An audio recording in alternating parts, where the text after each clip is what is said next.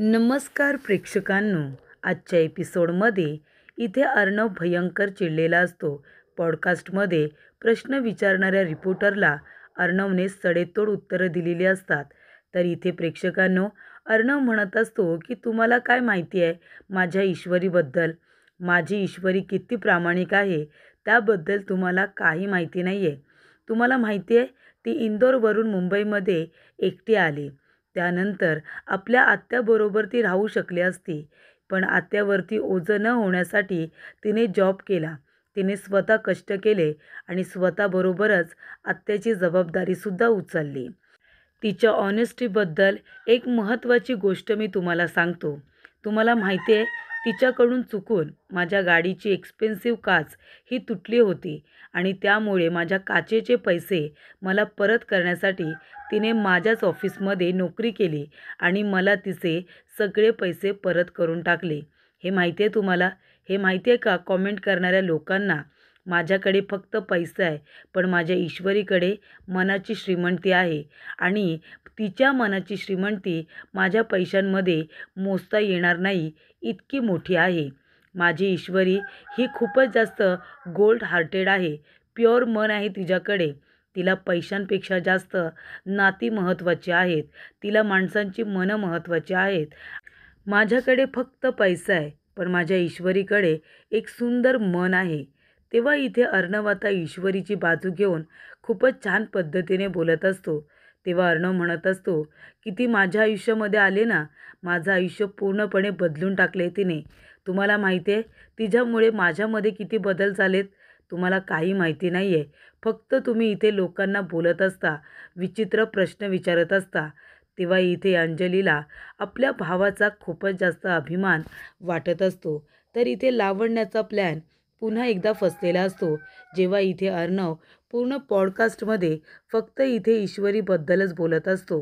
तेव्हा अर्णव म्हणत असतो, कुणाच्याही बद्दल बोलत असताना 10 वेळा विचार करायला हवा. आपल्याला एखाद्याची गोष्ट माहिती नसते, पण विनाकारण आपण त्यांच्यावरती कॉमेंट करत असतो. माझी ईश्वरी खूपच जास्त प्रामाणिक आहे. गोल्ड हार्टेड आहे ती. तिला कुणाचंही दुःख बघवत नाही. तिचं मन इतके निर्मळ आहे की ती प्रत्येक लोकांना आनंदी ठेवण्याचा प्रयत्न करत असते. त्यामुळे एक गोष्ट लक्षात ठेवा, पुन्हा जर इथे माझ्या ईश्वरीला तुम्ही हर्ट करण्याचा प्रयत्न केला तर मला ते अजिबातच आवडणार नाही. आणि इथे अर्णव म्हणतो, तुम्हीसुद्धा प्रश्न विचारताना समोरच्या माणसाच्या मनाचा विचार करायला हवा. काही विचित्र लोकांमुळे तुम्ही इथे विचित्र प्रश्न विचारता आणि समोरच्या माणसाला हर्ट करता. तेव्हा प्रेक्षकांनो, अर्णव जेव्हा ईश्वरीला माझी ईश्वरी म्हणत असतो तेव्हा ईश्वरीला खूप आवडतं. अर्णव म्हणतो, माझी ईश्वरी ही खूपच जास्त प्रामाणिक आहे. तिच्याकडे जी ऑनेस्टी आहे ना, ती दुसरीकडे कुठेही नसेल. इथे स्वतः कष्ट करून तिने आपलं घर सांभाळलं आहे. तिने आपल्या आईवडिलांना सांभाळलं आहे. याच्याबद्दल माहिती आहे तुम्हाला?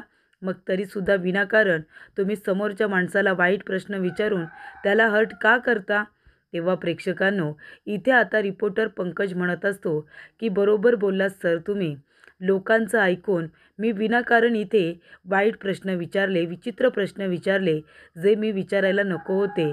पण एक गोष्ट लक्षात आली आहे सर, तुम्ही दोघेजणं एकमेकांसाठी परफेक्ट आहात, मेड फॉर इच अदर आहात, असं इथे पंकज म्हणतो आणि टाळ्या वाजवतो. तेव्हा प्रेक्षकांनो, इथे आता सगळेजण टाळ्या वाजवतात आणि त्या दोघांचं स्वागतच करतात. तरीसुद्धा इथे अर्णवला खूप राग आलेला असतो. तेव्हा प्रेक्षकांनो, ईश्वरी मात्र त्याच्याकडे प्रेमाने बघत असते. तेव्हा इथे अंजली म्हणत असते की मामा, बघतोयस ना, ह्या पॉडकास्टच्या निमित्ताने का होईना, पण इथे अर्णवने ईश्वरीवरील त्याचं प्रेम तरी व्यक्त केलं, ते सुद्धा सगळ्यांच्या समोर. तेव्हा राकेश म्हणत असतो की चला, झालं आता काम. इथे लावण्याचा हा प्लॅनसुद्धा फ्लॉप झाला. इथे सुद्धा अर्णवने फक्त ईश्वरी ईश्वरी बोलून इथे ईश्वरीवरील प्रेम हे सातत्याने व्यक्त केलेलं आहे. त्यानंतर प्रेक्षकांनो, लावण्याला खूप राग आलेला असतो. लावण्य म्हणत असते की यार, हे तू चांगलं केलं नाहीस. इथे सुद्धा ईश्वरीची बाजू घेऊन तू इथे सगळ्यांसमोर तिला ग्रेट बनवलंस. तेव्हा प्रेक्षकांनो, ईश्वरीला आठवत असतं अर्णव तिच्याबद्दल बोललेला असतो की हे बघा, एक गोष्ट लक्षात ठेवा, तुम्हाला ईश्वरीबद्दल काही माहिती नाही आहे. माझी ईश्वरी मनाने खूप मोठी आहे. तिला पैशांपेक्षा जास्त नाती महत्त्वाची आहेत. आणि तेव्हा प्रेक्षकांनो, ईश्वरीला हे सगळं आठवत असतं आणि ती आरशामध्ये बघून आता स्वतःच हसत असते आणि म्हणत असते की अर्णव सर काय म्हणाले? अर्णव सर म्हणाले माझी ईश्वरी. पण अर्णव सर हे सगळं का म्हणाले असतील? तिला रूममध्ये सगळीकडे फक्त माझी ईश्वरी एवढंच ऐकू येत असतं. त्यामुळे प्रेक्षकांनो, अचानकपणे तिथे अर्णव येतो आणि अर्णव तिच्या जवळ येऊन कानामध्ये हळूच म्हणतो की माझी ईश्वरी, माझ्या ईश्वरीच्या मनाची श्रीमंती खूप मोठी आहे. त्यानंतर प्रेक्षकांनो, जेव्हा इथे तिचा इन्सल्ट होण्यासाठी इथे रिपोर्टर विचारतो की तुमच्या पैशांसाठी तिने तुझ्याबरोबर लग्न केलंय का? तेव्हा अर्णव म्हणतो तिला माझ्या पैशांजवळ काही घेणं देणं नाही आहे. ती स्वतः कष्ट करून इथे मोठी झालेली आहे. तिचं हार्डवर्क मी स्वतःच्या डोळ्याने बघितलं आहे. तिच्या मनाची श्रीमंती, तिच्यातले चांगले गुण हे माझ्या पैशांमध्ये सुद्धा मोजता येणार नाही. माझ्या पैशांपेक्षा जास्त तिचं इथे सुंदर मन आहे आणि मी स्वतःला खूपच जास्त लकी समजतो. मला खूपच जास्त अभिमान वाटतो की माझी ईश्वरी ही माझ्या आयुष्यामध्ये आहे आणि माझ्या ईश्वरीला जर कोणी हर्ट करण्याचा प्रयत्न केला तर मी ते अजिबात सहन करणार नाही. असं इथे जे काही आता अर्णव बोललेला असतो ते आता ईश्वरीला सगळं आठवत असतं. तेव्हा प्रेक्षकांनो, इथे ईश्वरी म्हणते पण सर, इथे माझी ईश्वरी का बोलले आणि माझ्याबद्दल भरभरून बोलले, म्हणजे याचा अर्थ त्यांच्या मनामध्ये माझ्याबद्दल काही आहे का? तेव्हा ईश्वरीला आठवतं अर्णव तिला फक्त जबाबदारी मानत असतो. तेव्हा इथे ईश्वरी म्हणते मग अर्णव सर मला फक्त जबाबदारी मानतात, तर मग सगळ्यांसमोर त्या पॉडकास्टमध्ये मला माझी ईश्वरी का म्हणाले? म्हणजे सरांनी माझा थोडासुद्धा विचार केला नाही. सगळ्यांसमोर माझी ईश्वरी म्हणाली. त्यांच्या मनामध्ये जर माझ्याबद्दल काहीच नाही आहे, तर एवढं सगळं बोलायची काय गरज होती? माझी ईश्वरी वगैरे मला ते आवडलेलं नाही आहे. तेव्हा प्रेक्षकांनो, इथे अर्णव आलेला असतो आणि अर्णव ईश्वरीचं बोलणं ऐकत असतो. जेव्हा ईश्वरी म्हणत असते की माझी ईश्वरी बोलताना मला एकदा विचारायचं तरी, सगळ्यांसमोर बोलून मोकळे झाले आणि सगळे टाळ्यासुद्धा वाजवत होते. नाही इशू नाही, सरांच्या मनामध्ये तुझ्याबद्दल नक्की काय आहे ना, हे जाणून घ्यायलाच पाहिजे. इथे सगळ्यांच्या समोर माझी ईश्वरी म्हणतात आणि एकांतात मला फक्त जबाबदारी मांडतात. तेवढ्यातच तिथे अर्णव आलेला असतो. तेव्हा इथे अर्णव म्हणत असतो मी सिंदूर, हे बघ मला तुला काहीतरी सांगायचं आहे. तेव्हा इथे ईश्वरी म्हणत असते की सर इथे खरोखर आलेत का? तेव्हा इथे ईश्वरी म्हणते सर प्लीज तुम्ही आता पुन्हा इथे माझी ईश्वरी बोलू नका, मला नाही आवडत. तेव्हा अर्णव म्हणतो बरं ठीक आहे.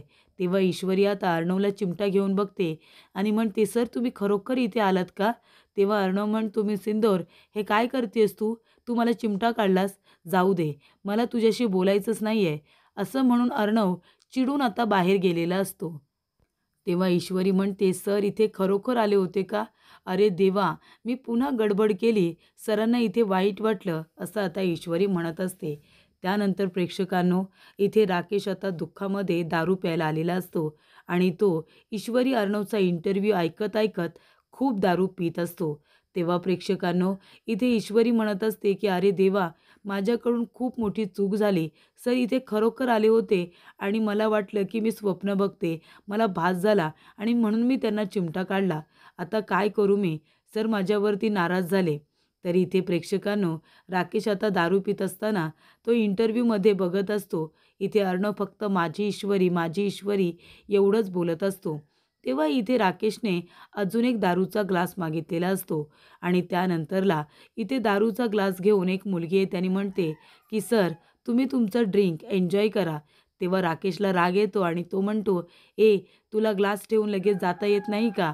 तुला हे सगळं बोलायची काय गरज होती की have a drink enjoy sir, का बोललीस तू? हे सगळं बोलायची तुला गरज नाही आहे.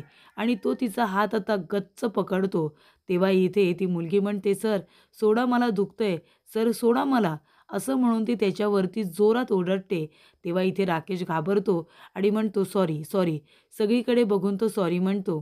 तेव्हा प्रेक्षकांनो, इथे आता राकेश हवी तेवढी दारू पितो आणि म्हणत असतो की अर्णव ईश्वरी, हा दारूचा ग्लास जसं संपवलंय ना, तसं लवकरच मी तुमच्या दोघांमधलं प्रेमसुद्धा संपवून टाकणार आहे. आता बघा मी काय करतो ते. तुम्हाला दोघांना एकमेकांपासून नाही वेगळं केलं ना, तर नाव नाही सांगणार राकेश म्हणून. तुला खूपच जास्त अभिमान आहे ना, की ईश्वरी तुझी बायको आहे. आता बघ मी काय करतो, तुझ्या बायकोला आणि तुला एकमेकांपासून वेगळं करतो. लवकरच माझी ईश्वरी ही माझ्या मिठीत असणार आहे, असं राकेश म्हणत असतो. त्यानंतर प्रेक्षकांनो, इथे ईश्वरीला आता अर्णवला सॉरी आणि थँक यू दोन्हीसुद्धा म्हणायचं असतं. पॉडकास्टमध्ये इंटरव्ह्यूमध्ये तिची बाजू घेतली म्हणून थँक यू आणि रूममध्ये गेल्यानंतर तिला वाटलं की अर्णव तिथे खरोखर नाही आहे, तिला भास झाला आहे म्हणून ती चिमटा घेऊन बघते अर्णवला आणि त्यामुळे अर्णव हर्ट होतो आणि तिथून निघून येतो, त्यासाठी सॉरी. तर प्रेक्षकांनो, इथे स्टडीमध्ये अर्णव त्याचं काम करत बसलेला असतो. तेव्हा तो खूप बिझी असल्यामुळे आणि खूप चिडलेला असल्यामुळे ईश्वरी आता त्याला थँक सॉरी दोन्हीसुद्धा बोलत नाही. ती म्हणते, "नाही, नको, नको. सर खूप बिझी आहेत आणि चिडलेले सुद्धा आहेत. मी त्यांना नंतरच थँक आणि सॉरी दोन्हीसुद्धा म्हणते." आणि ती आपल्या रूममध्ये येते आणि म्हणत असते, "गणू बाप्पा, मी पुन्हा एकदा गडबडी केली. मी अर्णव सरांना इथे हर्ट केलं. मी खूपच मूर्ख आहे गणू बाप्पा. अर्णव सरांनी माझं इतकं कौतुक केलं आणि मी काय केलं, त्यांना वाईट वाटेल असं वागले." त्यानंतर प्रेक्षकांनो, इथे आता ईश्वरीला नम्रताचा फोन आलेला असतो. तेव्हा ईशू म्हणते, "हां, बोल ताई." तेव्हा नम्रता म्हणते, "अगं ईशू, तुला माहिती आहे का, तुमचा इंटरव्ह्यू इतका व्हायरल होतोय ना. अगं मी आत्ताच बघितला. किती छान झालाय तुमचा इंटरव्ह्यू."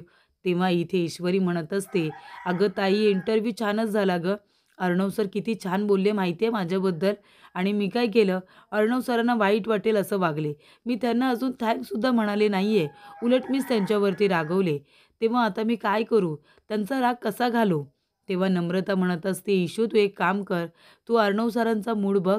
त्यांचा मूड चांगला असेल ना, तेव्हा थँक आणि सॉरी दोन्हीसुद्धा त्यांना म्हणून टाक. म्हणजे त्यांना खूप आवडेल." तेव्हा इथे ईश्वरी म्हणते, "चल ठीक आहे ताई. मी आता अर्णव सरांना खूप गोड असं म्हणणार आहे. त्यांचा राग एका मिनिटामध्ये गेला पाहिजे. अर्णव सरांना आता म्हणायचं आहे. त्यांच्यासाठी काय करू?" अर्णव सरांना इतकं गोड थँक्स म्हणते ना, की त्यांच्या मनामध्ये माझ्याबद्दल जो राग आहे ना, तो लगेच निघून गेला पाहिजे. अर्णव सर एकदम खुश झाले पाहिजे, असं ईश्वरी म्हणत असते.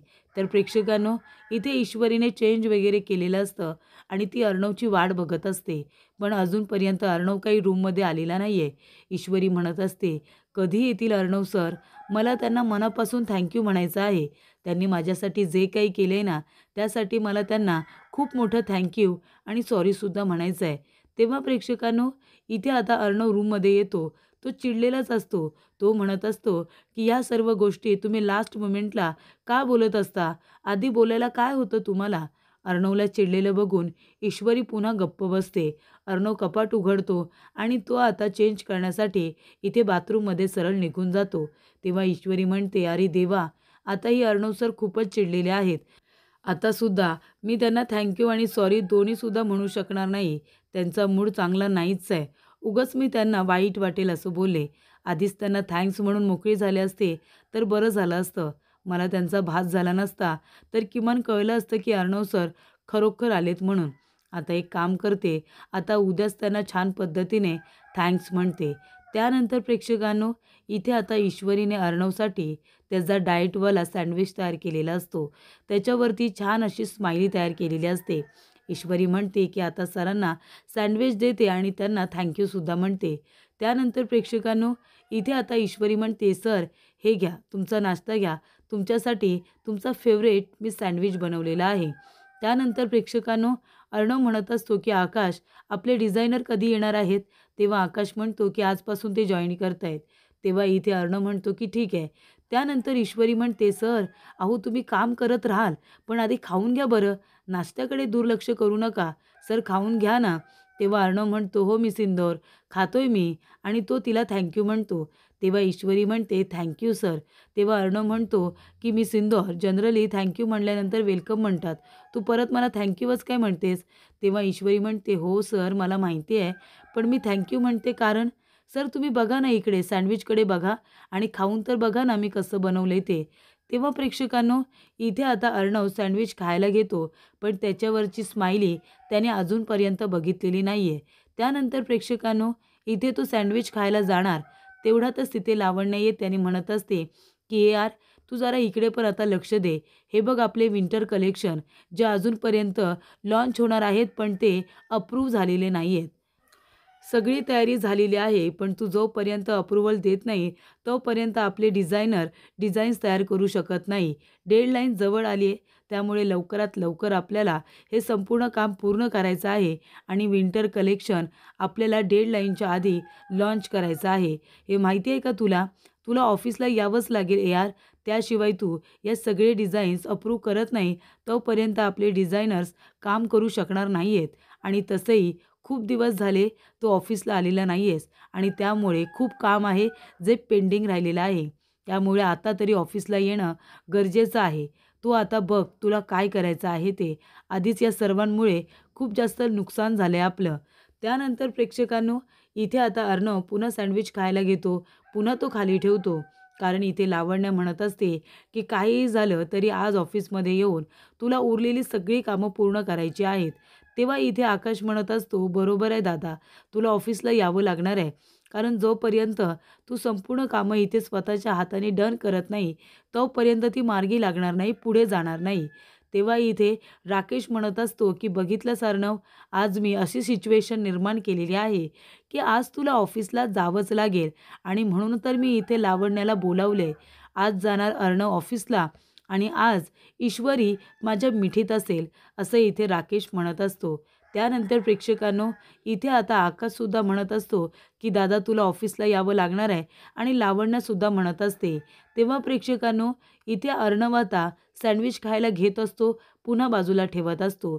त्याला खायला काही जमत नाही. तेव्हा प्रेक्षकांनो, अर्णव म्हणत असतो की हे बघ लावण्या, मी घरून जास्तीत जास्त काम करण्याचा प्रयत्न करेन. तेव्हा लावण्य म्हणते, यार अरे तू घरून किती काम करणार आहेस? ऑफिसमध्ये तुझी आता गरज आहे. तेव्हा इथे अर्णव म्हणत असतो की लावण्य, 1 मिनिट, इतकं पण पॅनिक व्हायची गरज नाही आहे. तू प्लीज शांत हो. ठीक आहे, मी ऑफिसला यायला तयार आहे. मामा तू जरा 1 मिनिट येतोस का? मला तुझ्याशी बोलायचं आहे. तेव्हा इथे मामा आल्यानंतर अर्णव म्हणत असतो की मामा तू ऐकलंस ना आता? हे बघ मला ऑफिसला जावंच लागणार आहे. ऑफिसमध्ये जाणं माझं खूपच जास्त महत्त्वाचं आहे. त्यामुळे तुला एक काम करायचं आहे. तुला इथे ईश्वरी आणि राकेशवरती लक्ष ठेवायचं आहे. ईश्वरीच्या जवळसुद्धा राकेशला फिरकू द्यायचं नाही. तेव्हा मामा म्हणतात, अर्णव तू अजिबात काळजी करू नको. तू ऑफिसला जा. मी त्या राकेशला ईश्वरीच्या आजूबाजूला सुद्धा फिरकू देणार नाही. त्या राकेशला 1 मिनिटसुद्धा मी माझ्या नजरेआड होऊ देणार नाही. तेव्हा इथे मामा म्हणत असतात की मी ईश्वरीसाठी आत्तापर्यंत ऑफिसला गेलो नव्हतो, पण आता खूप महत्त्वाचं आहे आणि गरजेचं असल्यामुळे मला आता ऑफिसला जावं लागणार आहे. तेव्हा प्रेक्षकांनो, इथे आता ईश्वरीला वाईट वाटतं. ईश्वरी म्हणत असते की सरांनी सँडविच बघितलं पण नाही, मग आता त्यांना कधी मी सॉरी आणि थँक्यू म्हणू? त्यानंतर प्रेक्षकांनो, पुढील भागामध्ये इथे आता लावण्य म्हणत असते की आज पूर्ण दिवस यार माझ्या नजरेसमोर असणार आहे. यार फक्त माझा आहे हे मी त्याला पुन्हा एकदा आता जाणीव करून देणार आहे. तेव्हा राकेश म्हणत असतो की ही तुझ्याकडे असलेली शेवटची संधी असं समज आणि कामाला लाग. त्यानंतर प्रेक्षकांनो, इथे ईश्वरी आता अर्णवसाठी डबा तयार करते आणि डब्याच्या झाकणाला इथे सॉरी आणि थँक्यू दोन्हीसुद्धा लिहिते आणि ती म्हणते की अर्णव सर जेव्हा टिफिन उघडतील तेव्हा त्यांना हे दिसेल मी त्यांच्यासाठी जे काही लिहिलं आहे ते. तेव्हा प्रेक्षकांनो, इथे आता अर्णव सरळ गाडीमध्ये बसतो आणि ऑफिसला निघून जातो. तेव्हा ईश्वरी त्याच्यासाठी डबा घेऊन आलेली असते, पण इथे आता ईश्वरी मागेच थांबते आणि अर्णव सरळ तिथून आता निघून गेलेला असतो. त्यानंतर प्रेक्षकांनो, इथे लावण्य अर्णवच्या अगदी जवळ उभी राहिलेली असते. अर्णव तिला कामाचं सांगत असतो आणि लावण्य त्याच्या खांद्यावरती हात ठेवून त्याच्याकडेच बघत असते. तेव्हा प्रेक्षकांनो, ईश्वरी त्या ठिकाणी अर्णवसाठी डबा घेऊन आलेली असते. तेव्हा ईश्वरी बघते तर काय, इथे लावण्य अर्णवच्या अगदी जवळ जाऊन उभी राहिलेली असते. त्यामुळे प्रेक्षकांनो, इथे आता त्या दोघांना इतकं जवळ बघून ईश्वरीला आता खूपच जास्त वाईट वाटलेलं असतं.